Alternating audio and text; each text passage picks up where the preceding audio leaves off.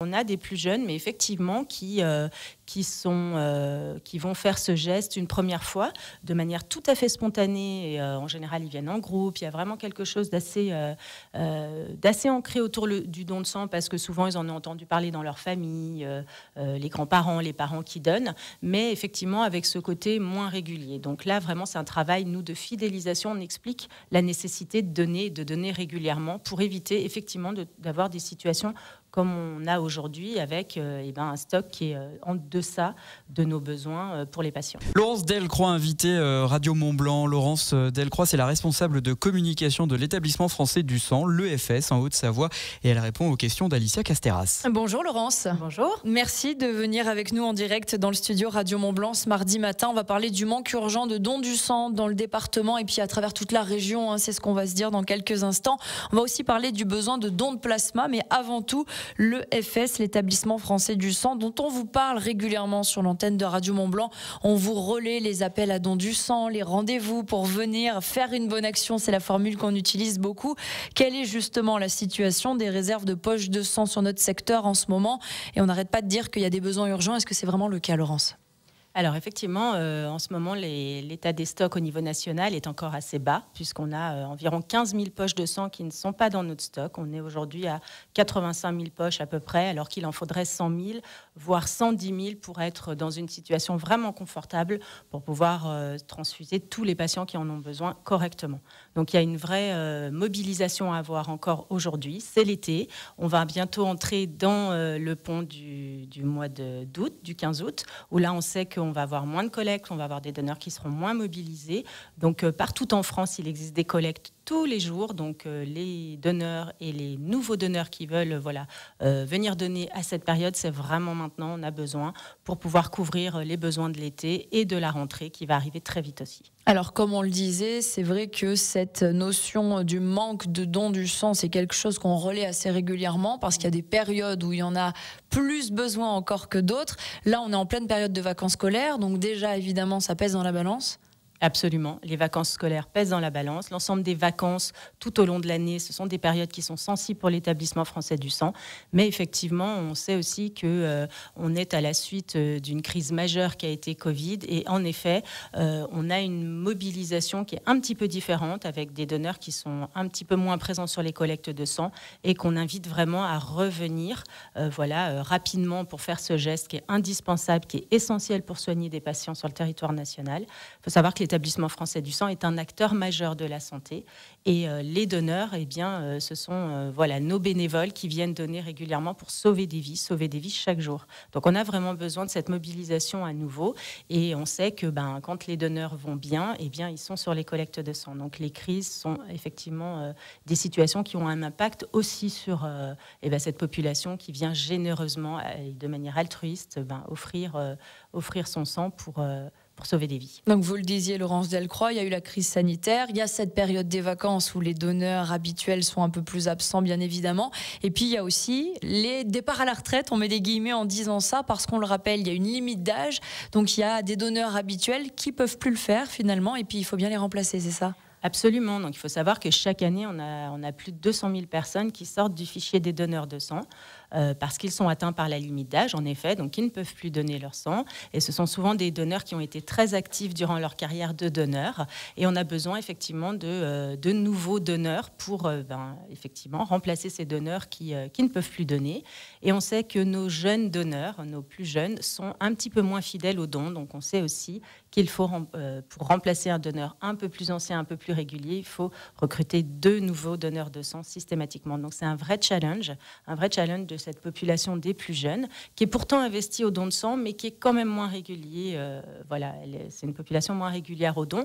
Donc nos messages, c'est vraiment venez donner parce que c'est important. Faites votre premier geste, votre premier don, mais restez très fidèles et venez régulièrement donner votre sang. Il y a peut-être, un travail, il faut acculturer, créer ce nouveau réflexe, rassurer la nouvelle population, parce que le don du sang, comme on le disait, c'est peut-être une certaine génération qui était habituée, qui le faisait. Il y a ce travail à faire auprès des plus jeunes qui sont peut-être un petit peu moins enclins à venir tendre le bras.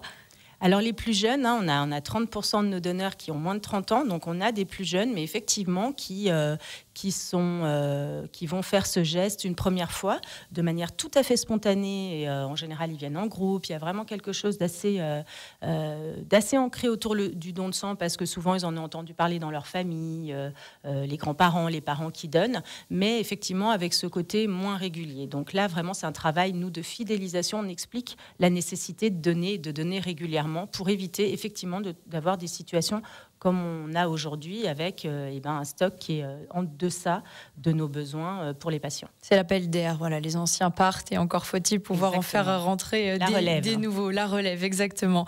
Laurence Delcroix, responsable communication de l'établissement français du sang pour la Haute-Savoie. On le rappelle, si vous venez tout juste de nous rejoindre en direct sur cette interview. Vous me disiez aussi quand on préparait notre échange que la Haute-Savoie est un territoire très généreux en matière de don du sang. Absolument. Donc la Haute-Savoie et la région Auvergne-Rhône-Alpes globalement, c'est une région qui est très généreuse au don de sang. La Haute-Savoie particulièrement aussi. Donc c'est vraiment un secteur où les donneurs se mobilisent. Mais effectivement, encore une fois, ils subissent aussi nos donneurs la crise, le contexte économique et parfois ils sont dans des situations où ils sont moins bien pour venir donner. Donc c'est vrai que c'est un département qui est très actif et qui permet vraiment de prélever des dons de sang pour la région Auvergne-Rhône-Alpes et plus globalement pour satisfaire le territoire national. Donc on remercie tous ces donneurs et nos associations de donneurs de sang sur ce territoire qui sont très actives aux côtés de l'établissement français du sang pour encore une fois remplir cette mission de santé publique sur le territoire. Et pour conclure cette première partie d'interview, on peut peut-être juste rappeler à qui sont destinées ces poches de sang, quels patients et pour quels besoins, pourquoi on a autant besoin de poches de sang et de dons de sang? Alors, on a besoin de donneurs de sang pour prélever ces produits, pour tous les patients qui sont dans les hôpitaux, majoritairement dans tout ce qui est cancérologie, puisque c'est dans les idées reçues, on va transfuser les accidentés de la route. Alors oui, ça nous arrive, bien évidemment, mais la majorité des produits sanguins sont transfusés en cancérologie et sur des maladies génétiques du sang qui vont nécessiter, pour certains patients, des transfusions de 2, 3, 4 poches de sang par mois tout au long de leur vie. Donc sans les donneurs de sang qui viennent bénévolement, ces patients ne pourraient pas vivre. Donc et il y a aussi un préjugé des groupes sanguins qui sont plus recherchés que d'autres. Absolument, on dit souvent moi je suis du groupe O positif ou A positif, c'est pas la peine que je vienne donner, je suis pas essentiel. Et en fait tous les groupes sont essentiels parce qu'effectivement le donneur universel qui est le O négatif, on va conserver ses poches de sang dans des urgences vitales.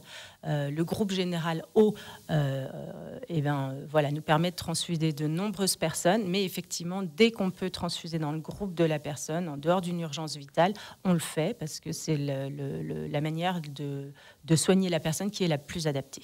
Laurence Delcroix, responsable communication pour l'établissement français du sang en Haute-Savoie. On parle don du sang, on va aussi parler du don de plasma en seconde partie de cette interview. L'établissement français du sang a besoin de vous. Collecte de sang aujourd'hui à Sciez, par exemple, en Haute-Savoie, dans le centre d'animation de 16h30 à 19h30. Il y a un besoin urgent de sang, on vient d'en parler, Alicia Casteras. On a aussi besoin de plasma et on en parle cette fois-ci avec votre invitée, c'est Laurence Delcroix, c'est la responsable communication de l'établissement français du sang. Et oui, l'EFS en Haute-Savoie, elle est avec nous en direct pour parler deuxième partie d'interview. Comme on l'a dit, on connaît cet appel à don du sang, on parle moins souvent, peut-être un petit peu plus dernièrement, des dons de plasma. Laurence Delcroix, c'est quoi le plasma? Ça ressemble à quoi? C'est utile pourquoi? Alors effectivement, le don de plasma, l'établissement français du sang en parle beaucoup plus aujourd'hui. C'est un don qui est un petit peu effectivement méconnu, même si ça fait des années qu'on prélève du plasma. Pour autant, effectivement, les besoins augmentent réellement sur ce type de don parce que le plasma, c'est la partie liquide du sang dans laquelle on va retrouver les cellules, les globules rouges, les globules blancs, les plaquettes, mais également tout ce qui est protéines et facteurs de coagulation.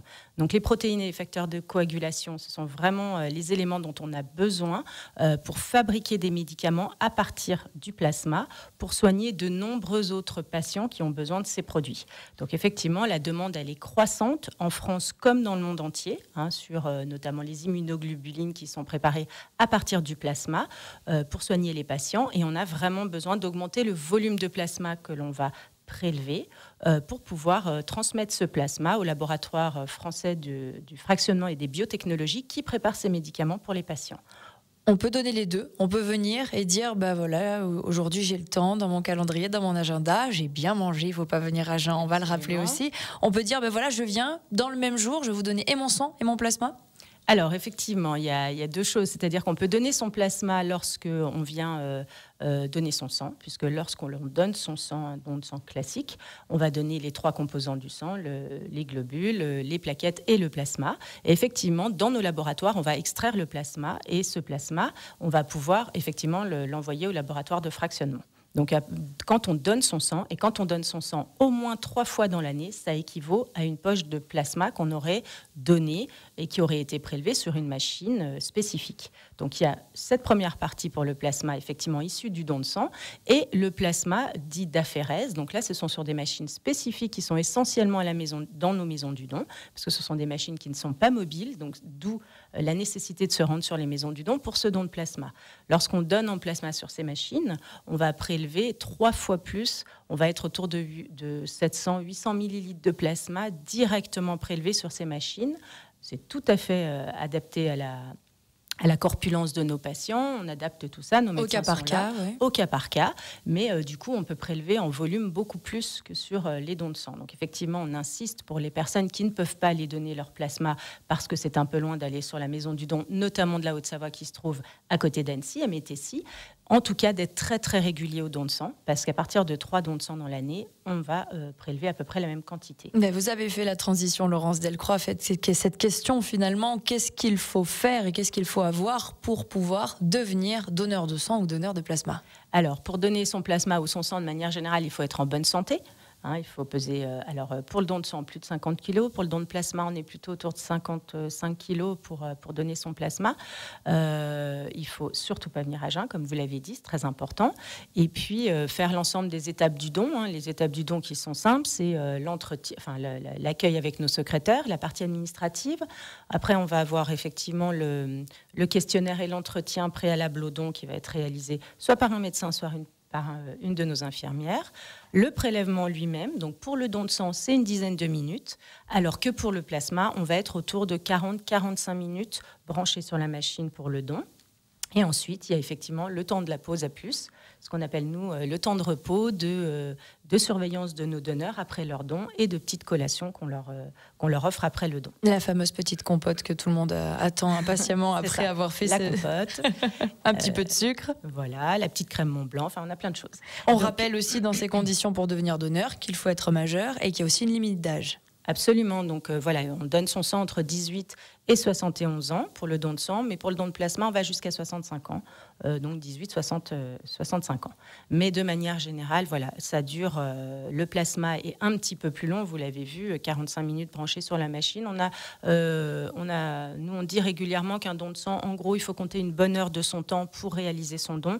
Pour un don de plasma, c'est 1h30 en totalité pour réaliser le don de plasma. Donc c'est quelque chose qu'on peut tout à fait alterner avec des dons de sang. On a des donneurs qui donnent régulièrement leur plasma, parce qu'on peut le faire jusqu'à 24 fois par an, le plasma, donc 2 fois par mois à peu près. Tous nos donneurs ne donnent pas 24 fois par an, mais lorsqu'on donne déjà 4-5 fois son plasma par an, c'est déjà très bien, particulièrement si on l'alterne avec les dons de sang. Il faut savoir qu'aujourd'hui, nos besoins, ils sont vraiment en augmentation croissante sur le plasma. C'est un enjeu sanitaire en France, de souveraineté sanitaire et d'éthique, puisque aujourd'hui on a quand même une grosse partie du plasma pour les médicaments qui viennent de l'étranger, et d'où l'intérêt que les Français, les citoyens français se mobilisent aussi sur ce don, de façon à ce qu'on arrive à prélever de plus en plus de plasma français pour soigner nos patients, qui en ont de plus en plus besoin, puisque tous ces médicaments dérivés du plasma ont de plus en plus d'indications, donc ça ne va faire qu'augmenter en besoin et en volume à prélever. Laurence Delcroix, pour intégrer cet établissement français du sang et devenir donneur, on doit d'abord s'inscrire sur une sorte de formulaire où on peut venir spontanément et dire « bon voilà, ça y est, aujourd'hui j'ai du temps, je me suis décidé, je passe la porte, je deviens donneur ». Alors effectivement, avec la crise Covid, on a mis en place, ça a bouleversé beaucoup de choses, et notamment à l'établissement français du sang, où on a mis en place la prise de rendez-vous préalable. Donc on peut venir donner son sang en prenant un rendez-vous, aussi bien sur notre maison du don pour un don de plasma ou un don de sang, ou sur les collectes mobiles aussi. Donc il suffit simplement de se connecter sur le site de l'établissement français du sang, ou encore d'utiliser notre appli sur les téléphones, puisqu'il y a l'appli Don de sang qui permet vraiment cette modularité et de gérer ses dons. Donc on regarde la collecte sur laquelle on souhaite venir, que ce soit ici en Haute-Savoie parce qu'on est vacancier ou parce qu'on habite la Haute-Savoie, mais les vacanciers qui vont ailleurs aussi peuvent aller donner leur sang n'importe où en France. Donc ça, c'est important de le rappeler, de façon à ne pas passer son don de l'été parce qu'on est en vacances. C'est dommage, on peut le faire n'importe où et ce sera utile à tout le monde. Merci Laurence Delcroix, responsable communication de l'établissement français du sang, l'EFS en Haute-Savoie. Si vous n'êtes pas encore donneur de sang, vous pouvez le devenir. Les besoins sont constants, ils sont aussi grandissants. Le message est passé, interview à retrouver donc bien sûr sur notre site internet Radio Mont Blanc et les réseaux sociaux.